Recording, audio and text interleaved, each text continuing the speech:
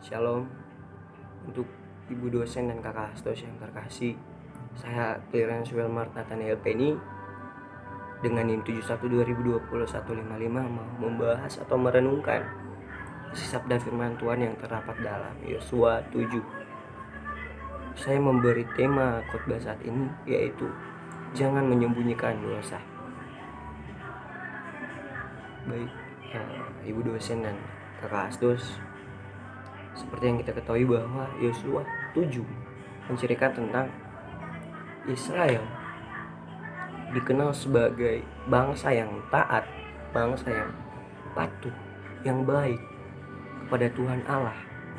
Namun di saat ini, dalam pembacaan ini menceritakan tentang kejadian di mana Tuhan Allah murka dan menghukum bangsa Israel karena ada salah satu prajurit mereka yang bernama Akhan bin Karmi dari suku Yehuda, di mana dia mengambil dan mencuri barang-barang yang dikuduskan Allah. Dan ada juga hukuman bagi mereka, yaitu mereka kalah berperang. Dan saat itu mereka dalam keadaan malu, di mana mereka yang sudah banyak sekali memenangkan peperangan, namun mereka kalah dalam kota kecil, yaitu kota Yeriko. Nah, dalam dua penyebab inilah yang membuat Israel jatuh dalam dosa, di mana Yosua langsung bertindak cepat untuk melakukan kehendak Allah, di mana saat itu Tuhan Allah menyuruh Yosua membuat suatu pencarian orang dari suku ke suku, keluarga ke keluarga, dan maupun sanak maupun saudara. Dan akhirnya satu prajurit itu ditemukan, sehingga Tuhan Allah menghukum dia, dan bangsa Israel pun terbebas dari dosa yang sedang diluputinya itu.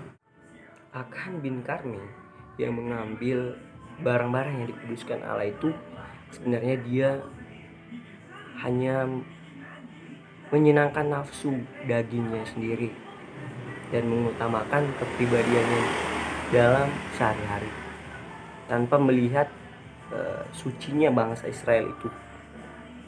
Nah, sama teman-teman di saat ini, di zaman sekarang, banyak anak-anak muda Kristen yang hanya mementingkan kesenangan pribadi atau menyenangkan nafsunya sendiri, di mana dalam Alkitab mengatakan bahwa jangan engkau berzinah, jangan engkau mencuri, jangan engkau menghakimi sesamamu masing-masing. Namun apa yang kita berbuat malah kebalikannya. Kita mencuri, kita menghakimi orang-orang, apalagi kita berzinah. Itu sangat tidak baik, teman-teman. Nah, di sini diajarkan ketika bahwa firman Allah itu mengajarkan hal yang baik bagi kita dan bisa mensucikan diri kita, teman-teman. Dan jangan jadi seperti orang yang hanya menyembunyikan dosa dan takut mengatakan bahwa dia mempunyai kesalahan, karena itu hanya menambah hukuman bagi yang lain. Dan satu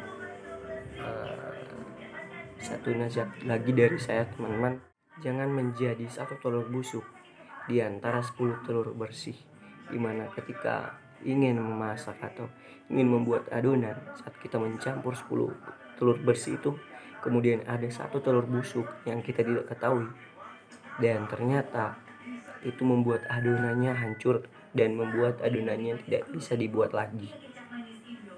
Jadi jangan sampai teman-teman atau anak-anak muda di zaman sekarang ini menjadi seperti itu. Terpuji nama Tuhan. Shalom.